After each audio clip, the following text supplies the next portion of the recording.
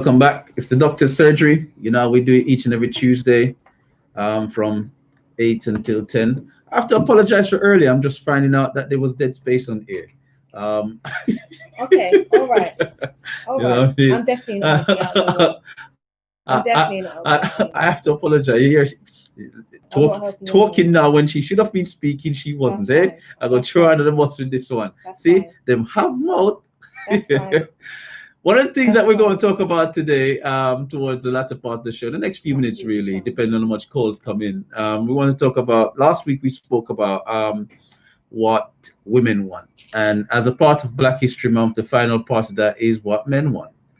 What do men want? And it's something that, we go to give the men the opportunity to speak. If nothing, then, it is nothing. Men don't want nothing. Last week, we didn't really get any calls in, but the producer done her best to defend the matter as things stand for women.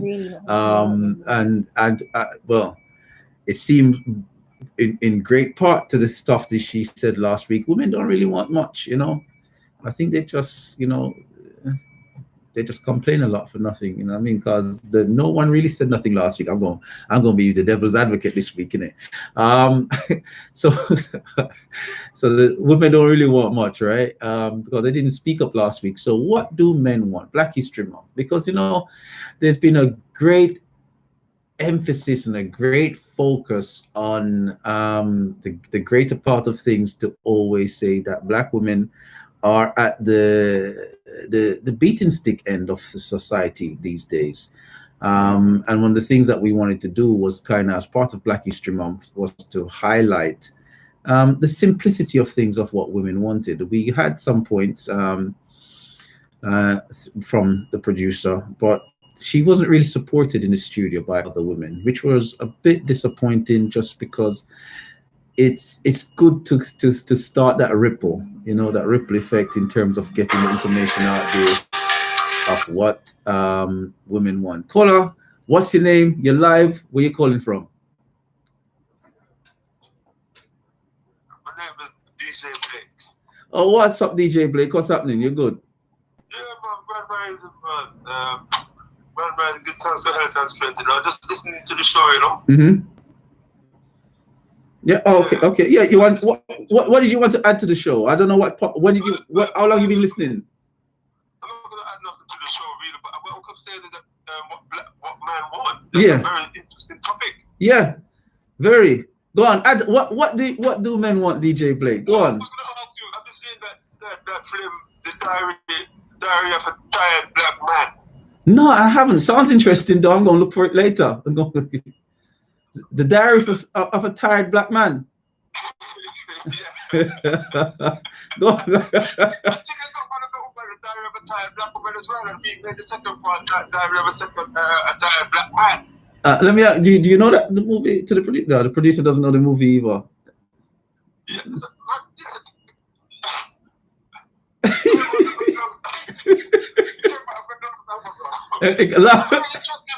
What?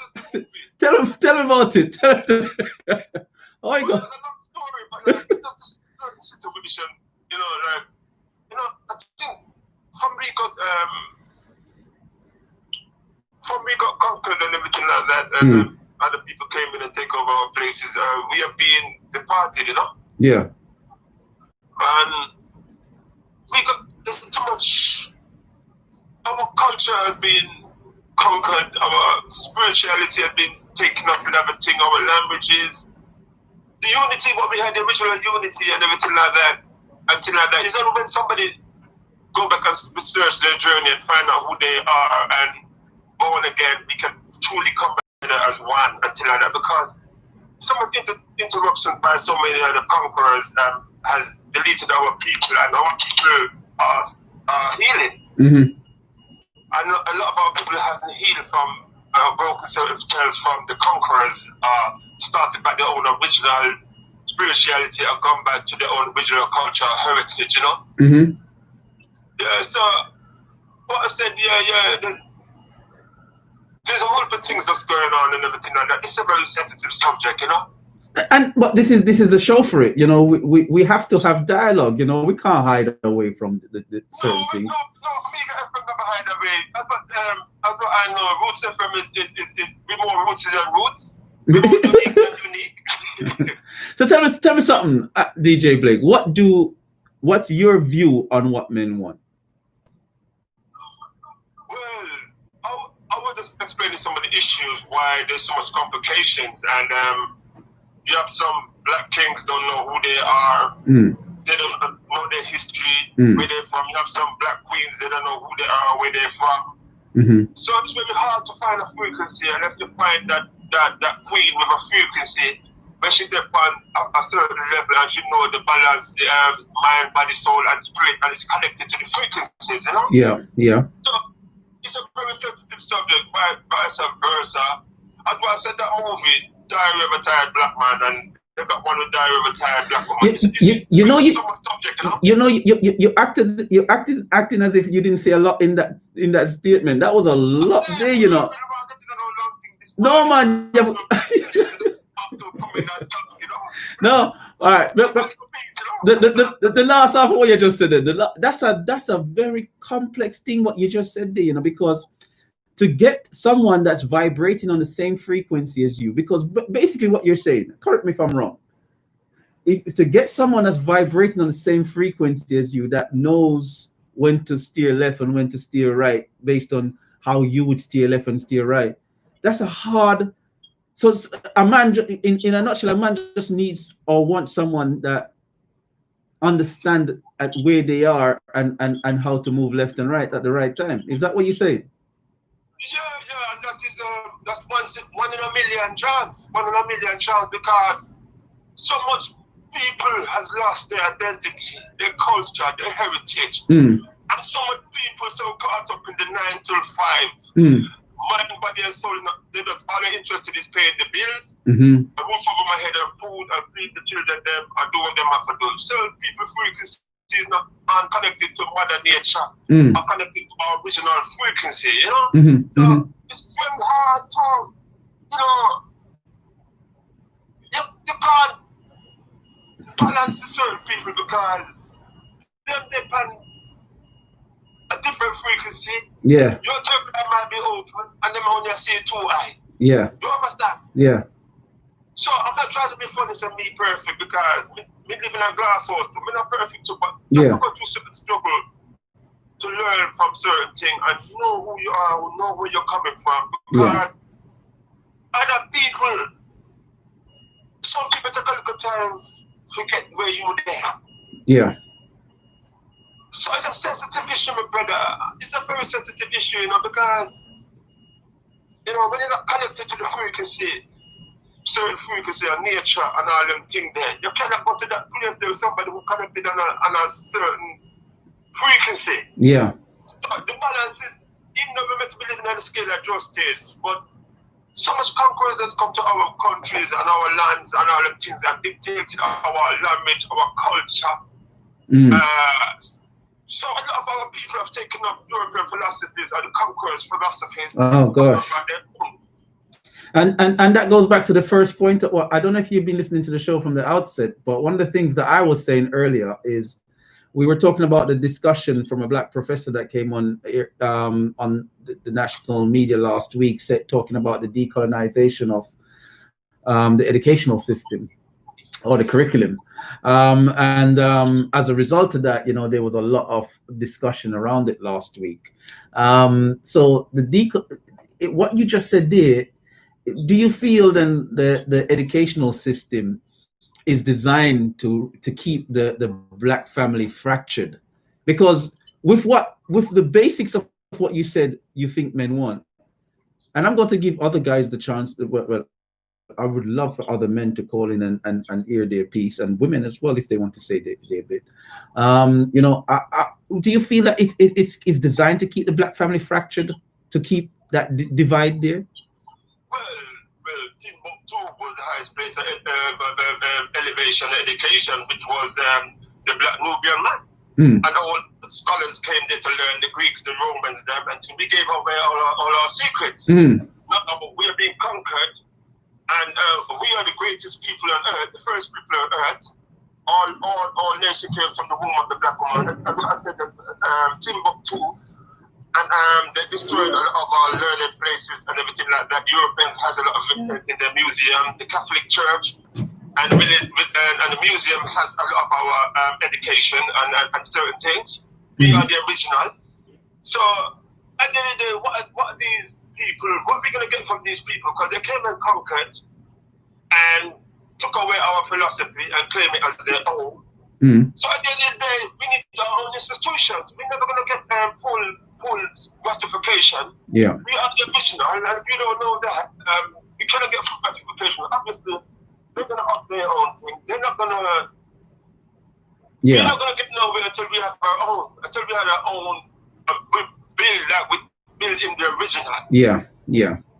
Yeah. Two of us, my brother. Yeah. Yeah. So in essence, then I fully grasp. And so in essence, even if they change the curriculum, we would have to essentially teach it ourselves, because they're not going to teach the true essence of what it is.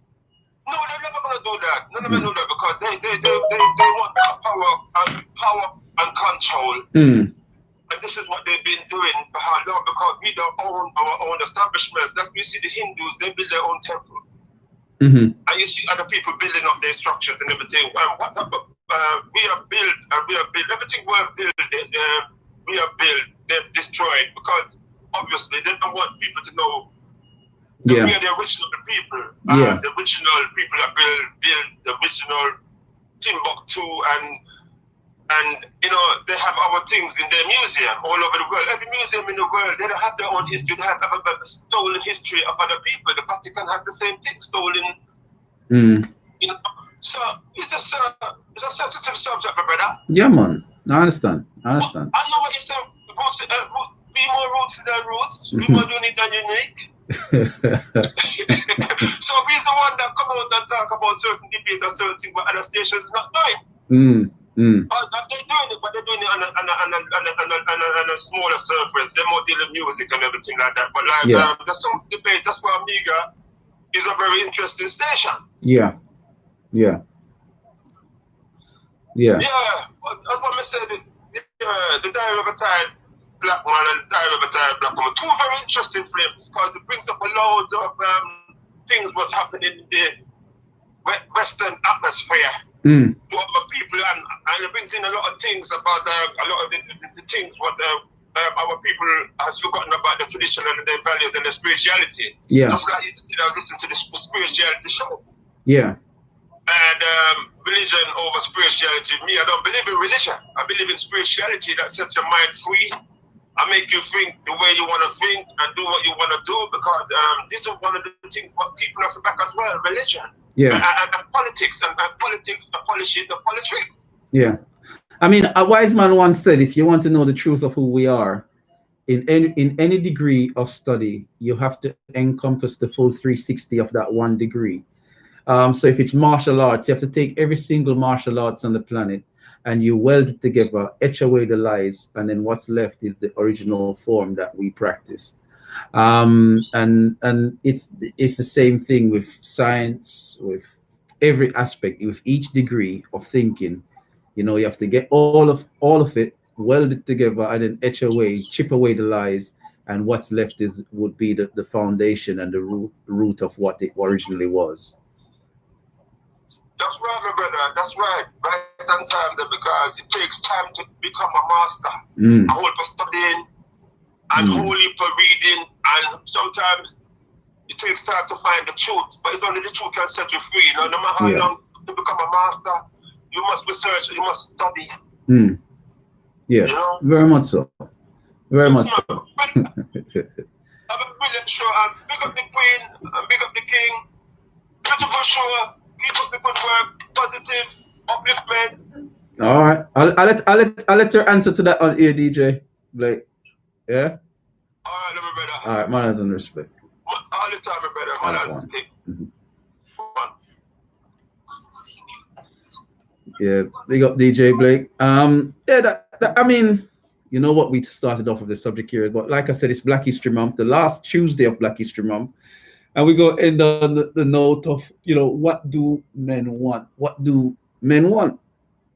Last week we discussed at the end of the show what women want. Call you live. What's your name? Where you calling from? Hi, good morning, Dr. Surgery. Andy again. Greetings, Ade. I just want to pick up DJ Blake, very, very, very insightful comments that he made there. Yeah, very. I would also recommend that Diary of a Black Man film because I know the brother who did the film. His name is Tim Alexander. Okay. And I'm certain when you watch that movie, there's a lot of things I think most men would identify with straight away. And I believe that film is a tool or a way to help make relationships better. Yeah. Because sometimes people act in certain ways not realizing how that act is being perceived by the partner in the relationship or the damage that particular act is doing to the relationship. But when you look at it from externally, from a bird's eye view, you'll be able to see properly. So I definitely would also recommend everybody to watch that movie as well. Yeah. Okay. All right. Thank you. Yeah, man. If you want to take part in the show, this is the number 0753-996-8143. I'll give it again, 0753-996-8143. One more time for the money, 0753-996-8143. What do men want? What do men want? Last week we discussed what women wanted, and one of the things we had literally no female callers last week on this subject, which was astounding. I would have thought that over the past few months, one of the things that's flagged up in the Black Lives Matter movement and in the wider communities that Black women have the hardest time.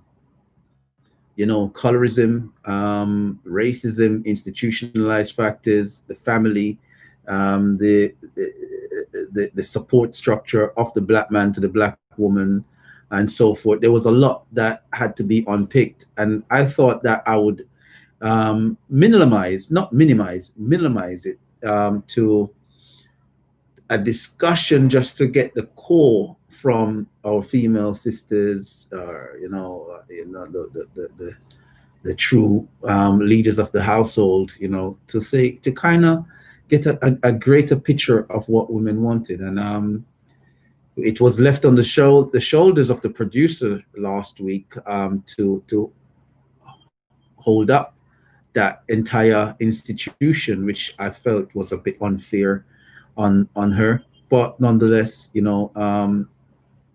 is what it is. So this week, I said, we have to give the brothers a chance, because obviously if there's not unison or consensus or something is not taking place, we have to start having that debate and dialogue. And I guess we can come back to it again in the future from a female point of view. But this week, I wanted to ask the question as the last part of Black History Month, as Black History Month comes to a close, what do men want?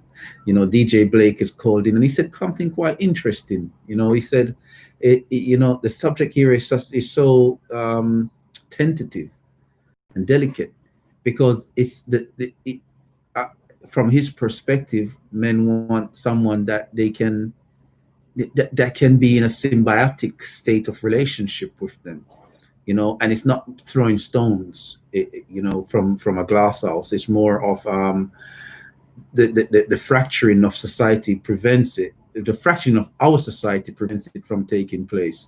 So I'd love to hear from everyone. The movie has been recommended. That movie, The Diary of a Tired Black Man, recommended by both DJ Blake and by our second caller, Nas. So I'd love to hear from you gentlemen out there. What do men want? I mean, from my perspective, I guess I tend to agree with DJ Blake in part. And I funnily enough, I've actually aired such similar words in the past, that men just want someone that understands, that grasp, that knows when to move with the ebb and the flow, that you're in that symbiotic state of being with. And it's interesting, but not everyone is of the same mindset. So what is it that you want as a man listening? Would you agree with it? Would you disagree? Text or phone in 0753-996-8143.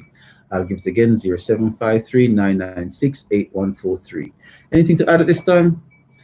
So just making sure that I give the producer an opportunity to rebuttal anything that. Caller, what's your name? You're live. Where you calling from? Dr. Surgery is at it again. Mm-hmm. With regards to your question, I think it depends on the man and what stage the man is in his life. With younger men, they're not looking for. Some of them are looking to settle down and find the right type of partner, like the symbiotic relationship that DJ Blake mentioned. Mm-hmm. Older guys, naturally, that's what they're going to gravitate towards. But again, as I said to you last week, most people want to have a partner that they can be happy with and they can grow together with, in all different ways, not just like physically, it could be financially, it could be family, somebody that you can actually live have a proper future with. Mm-hmm. Okay? So I think that's a basic level. So do you think men and women want different things? Again, it really depends. So when you say different things, like it depends on what stage that person's life is in. If you not come together at the right level, right? So basically, you want to get together and start family and just sort of grow from there. That is all well and good. But if you're not at that level yet and you get together, then as the relationship goes along, you find that one person may feel that that's not the right thing for them because there's other things that they feel they want to do.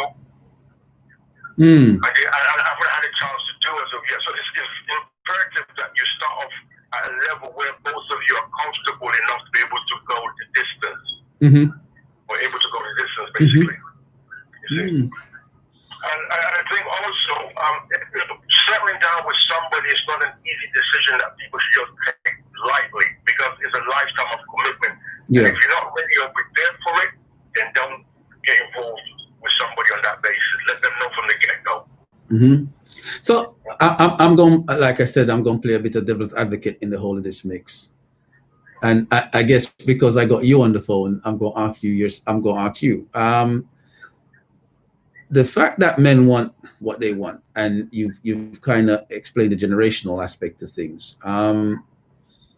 This is when we had that discussion with the producer last week. This wasn't flagged up as a part of what women want. Do you think then the damage that society has done has impacted on us so much so that consensus between what men want and what women want is fracturing, or do you feel that it's coming together as time goes on? I feel that it is fracturing because the one thing is that our cultural norms. Don't forget that the cultural roles or definition of what a man should do within a relationship or family structure and the cultural norms. Say again, caller. Yeah. Oh, sorry, we lost you for a minute. Can you repeat that, please? No, I'm saying to you that basically, I believe that to be the case. That is. Oh, seem to be losing you, caller. If you're hearing me, you seem to be cutting in and out. Oh, I really wanted to hear the answer as well. Ade, if you're listening, you know what I mean, your contribution is always welcome. I keep calling you Naz Ade, I don't know why. Please call back with that because or I can open it up to the general public, you know what I mean? Does that impact that's taking place, the way the educational system is designed, or the way society is pegged against women and so forth, does it make it hard for that consensus to take place? Good to have you back, Ade. Go on. Finish.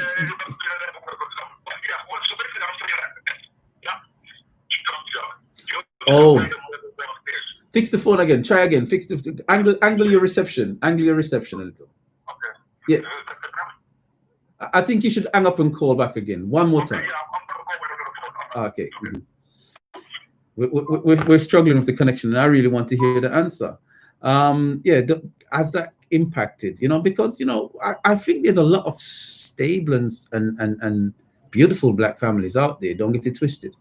We're not saying that the black family is being eroded and destroyed, but what we're saying is within the wider scope of things, the interaction between how black men and black women interact within the public eye, there seems to be a lack of consensus. So we need to establish why this lack of consensus is there. Why do black women feel that they've been left alone on the table and to defend a lot of their actions? One of the things that the producer said last week was that they wanted the black man to give better recognition and support. Is it the case that they don't recognize the support received? Or is it truly that we're not supporting? Because all these things that we have to weigh up, and we have to ensure that we do what's right for each other. It's not about creating divide, it's about, creating unity, and it's good to have that dialogue. And it'll be good to hear from the sisters if they disagree with what the men are saying. 0753-996-8143. Once again, 0753-996-8143. Call you live. What's the name where you're calling from? Yeah, much better. Go ahead, man. Oh, I thought it was much better, but then hold up. You've become a Dalek. It was much better when you asked me, because it was like, is this much better? And then I said yes, and then you started sounding like a Dalek. Yeah, go ahead. Say something now. Yeah, is it better? Perfect. Hopefully it stays like this. Go ahead. Okay. So here's the importance of the situation.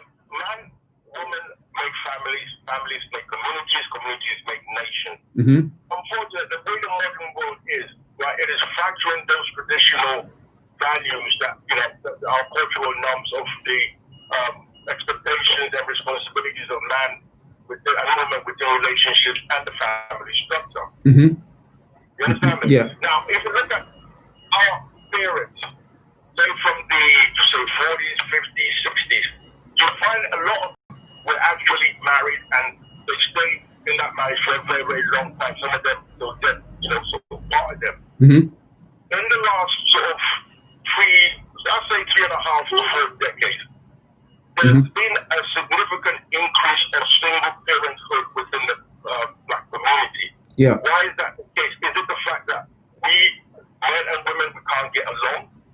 Or is it other different types of pressures, or there's causing that? Is it a financial thing? I'm going to, as a balanced person, I've said a few things that lend towards a masculine perspective of the argument. I'm going to say something that leans towards a feminine aspect of the argument. A wise friend said to me recently that a male friend said that women have the hardest time because a woman, she has to go out into this world and she has to rely that everything that she hears from a man is genuine and true, because the only man that a woman can truly trust is her father, because that's the only man that is not telling her something to try to sleep with her.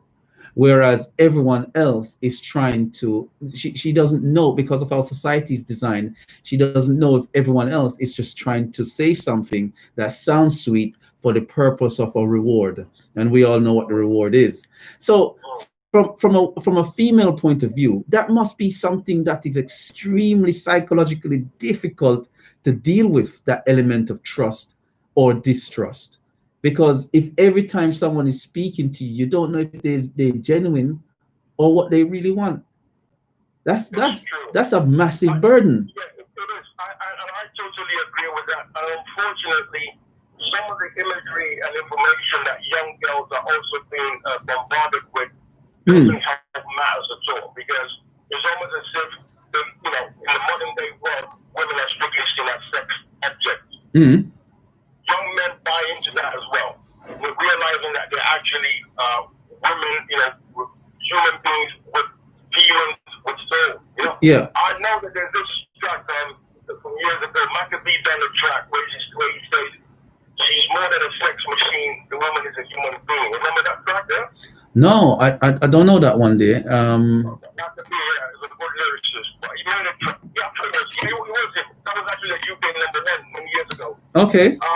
But positive stuff like that, they don't get enough of that. All the negative things, hoes, bitches, all that kind of stuff. It all adds up to where we are right now as a community. Yeah. So I do feel for the women in that sense, because there's also a lot of brothers who are not serious.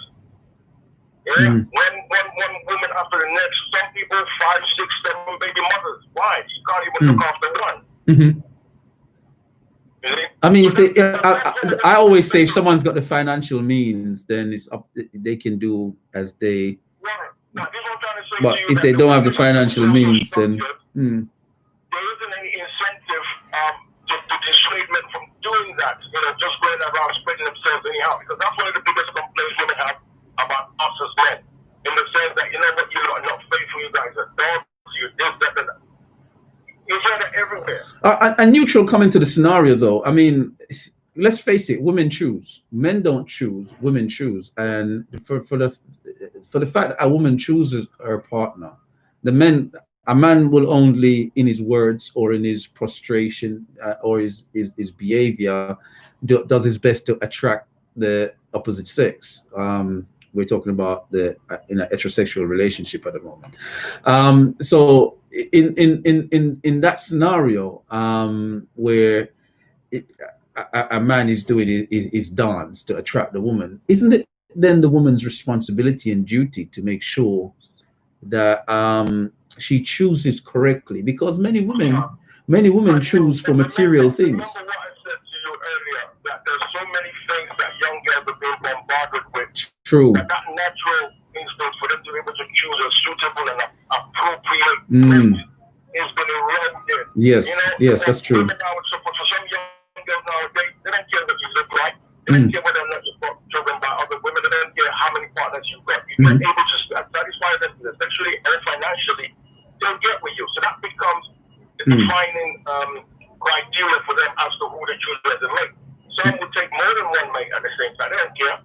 They're looking for what they can get out of you. And unfortunately, for one of our young people, it's a case of what can you get out of the other person rather than getting with the other person to make a life. Yeah. I have nothing to say to that, Naz. Yeah, that's a very. Yeah, I don't know what is it with me and calling you Naz Ade. I think it's the 3 letters. Yeah, I don't know. I'm a bit dyslexic with that one. I've noticed, because even last week I called you. I realized it, and even this week I realized it again, and I'm still saying it. I don't know why. I mean, I don't know. No worries. Ade. Yeah. So there's nothing that I can say to that, because it's a very powerful and profound position that you've actually looked at, and you've discussed in quite eloquent words. That there's nothing for me to add. So I'll put it out there and see what the listening audience says, if we can get another 1 or 2 calls. This is something that the point that you mentioned about a father in a woman's life being the defining role model for her. Most women will try and choose partners that are very similar in characteristics or behavior to their father. Which is why it's vitally important as a man, if you have a daughter, try and be in a life as much as you can if you're not with the mother, but be as positive as possible, because how you are, what she sees in you, is what she's going to use subconsciously when she's looking for a man. Well, Naz, like you said again, the difficulties because of influences in a woman's life. Many women choose to omit the fathers out of a child's life because they don't get on with the father, because they're angry at the father, or for whatever reasons. In the situations of abuse, we can understand that one. But in situations where it's just anger and feeling that the man was no good towards them, so they're using the child as punishment, we know that that takes place in every ethnic grouping. Don't get it twisted. But I'm just saying, in our setting, that's a big thing. So we need to reach out to the women to say, if the man's a good father, or can be, or has the potential to be a good father, irrespective of whether you're angry, a child is not a tool of a weapon, because you're just going to perpetuate what they call generational that generational insult, that impact that will cause that ongoing trauma, generational trauma. So you not only would you be passing that trauma on to the child would live or has some nuances within their behavior that will reflect the fact that their father was omitted out of their life. And that may be in, oh, we lost you again, Ade. That may be in relation to how one interacts with their partners or partner in the future, or even with their own children. Let the father be the father, you know, it's vitally important because it's a cycle. If you don't break that cycle, your children or your daughters will repeat that same cycle. More than likely. Like very likely, yeah. It's a high likelihood of poor choices in a partner. Yeah. Okay. Yeah, that's what I just wanted to ask a little contribution. That's it. No worry, Ade. It's appreciated. Yeah. That's it. All right. All right. Cheers. 0753-996-8143. I'll give it again. 0753-996-8143. We got call for what? Another caller. One more caller. I'd love to hear from. I'd love to get female insight on what men want. I would please, sisters, if there's one of you out there listening, just give us a quick insight. I won't make it difficult for you. I do my best to be as balanced as fair as possible. I do ask a few little nuanced questions, but I'm not trying to put you on the spot. The number is 0753-996-8143. Don't be a silent listener. Be proactive, because, we don't know who's listening, and we don't know who your input would benefit in the long run in the future. 0753-996-8143. 0753-996-8143. It's the doctor's surgery.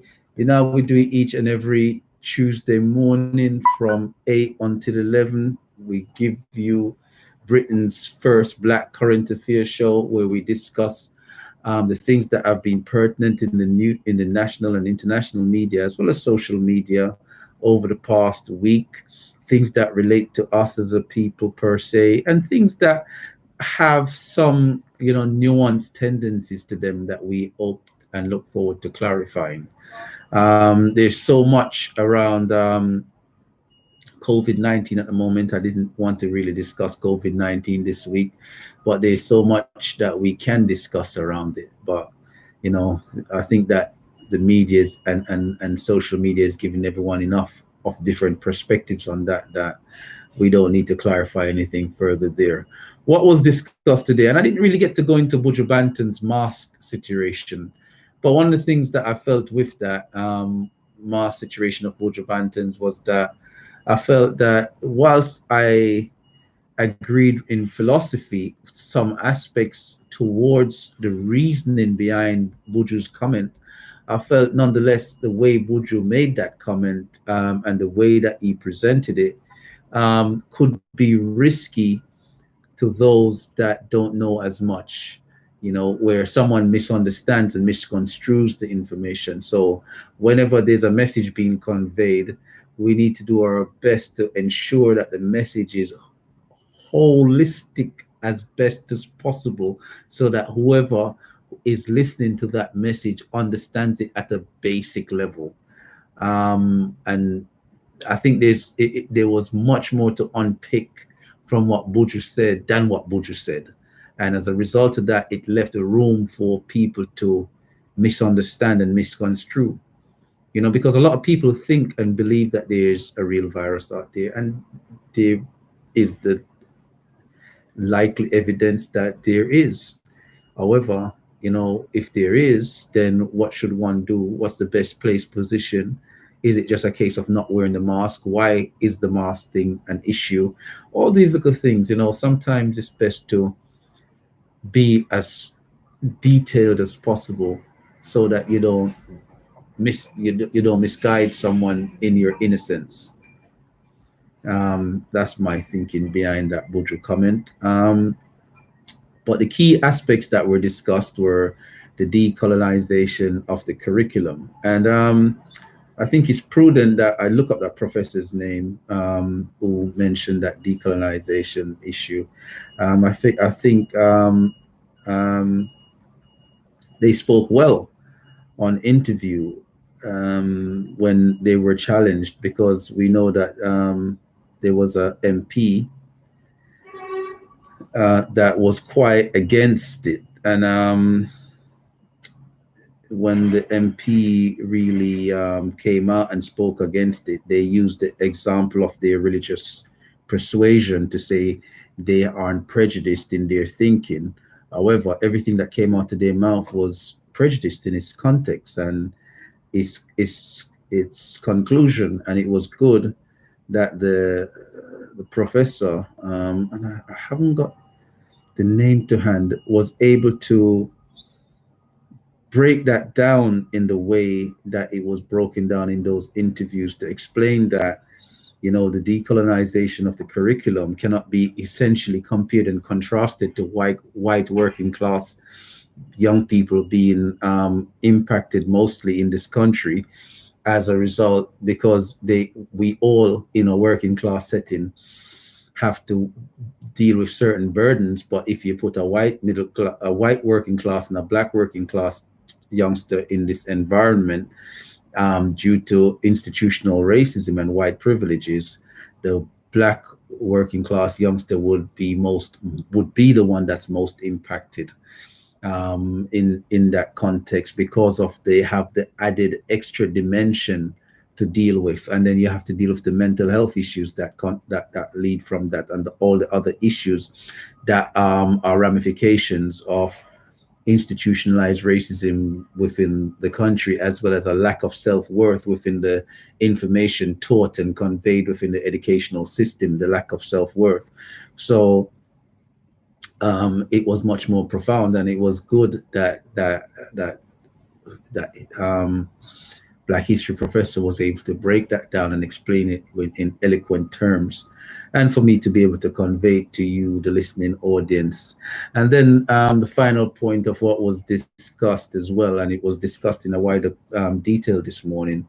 We were talking about the Queen pardoning the killer that used the narwhal tusk, the convicted killer that used the narwhal tusk to defend and help, to protect the public from the London Bridge terror attacker, who is said to have saved many lives. So as a result, the Queen has pardoned him, and it just triggered my thoughts to say, you know, we have so much in this country and globally, in the sense of the imagery that is portrayed within the media and the press, and especially in this country, we need to start presenting positive, and the US as well, I would say, we need to start presenting positive images of people achieving greatness, youngsters achieving greatness, you know, giving, because there are plenty of good youngsters out there that are doing a lot, creating their own generational wealth from nothing.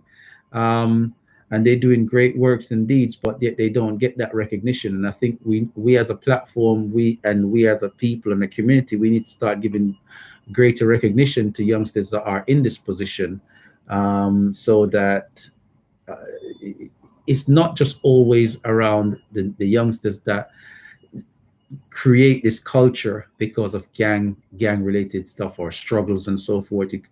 It struggles in a negative way, that then they make their money and they have these flashy jewelry.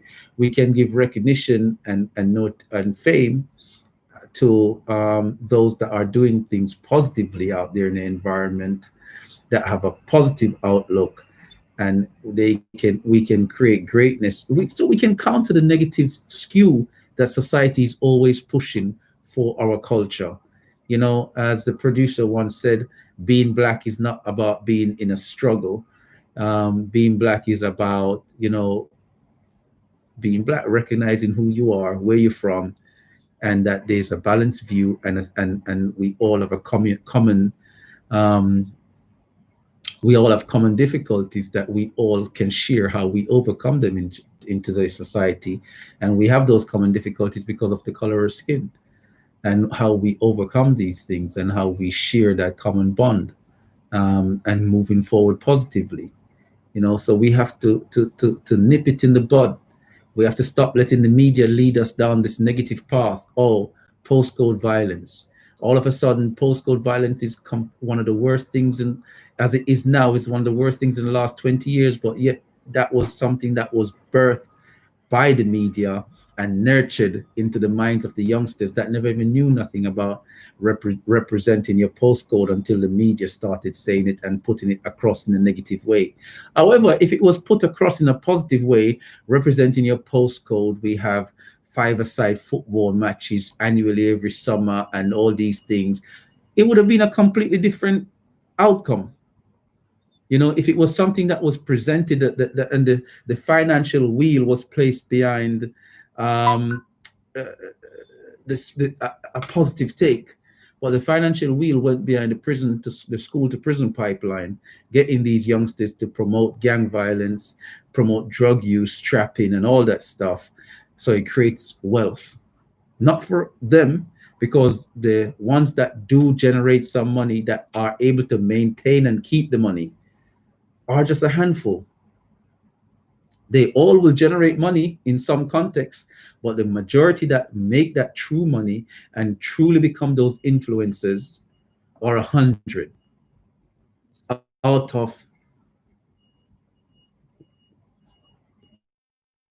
hundreds of thousands, if not millions. So the statistics of success is extremely low, minimal, 0.001% chance of success per se, if not less. Yeah, I just did a rough statistics just off my head, but it's just poor in comparison to, giving credit and credibility to other youngsters that are also doing the same. Not taking away from the avenue for those that have made the mistake to become positive, but adding a dimension that where if you're positive, you can stay positive and achieve those things from a positive angle. And I hope all of that has made sense, and I hope you've managed to enjoy the show today. So I'll wrap up. It's the Doctor's Surgery. Remember, you can catch us on the Doctor's Surgery on the YouTube. So go onto YouTube, search the Doctor's Surgery, hit the refine button. Under the refine button, you see channels. You go to channels, you see the Doctor's Surgery there, with the big bold TDS icon, with the Doctor's Surgery written underneath. Please subscribe, get our viewership up. We'll be posting short videos soon up on that YouTube channel, discussing more intricate information and wider information away from the radio. So please subscribe. That will be coming by the new year. We say we'll have quite a few bits there. Also, you can listen to us on 104.1 Omega. Big up and go on all tight, as well as so that's 104.1. That's on the frequencies, and omegafmradio.co.uk. That's on the internet. Mixcloud.com/Omega DJ. Also, I'm not sure if the Omega YouTube is up and running, because I don't know if you'll hear us. And so until next week, London, take care and give care. Look after yourself. And so yet again, a very good and fantastic Edit Ryan show. Thank you very much, Texel. Catch you guys next week. Look after yourself. 104.1 news and around the world.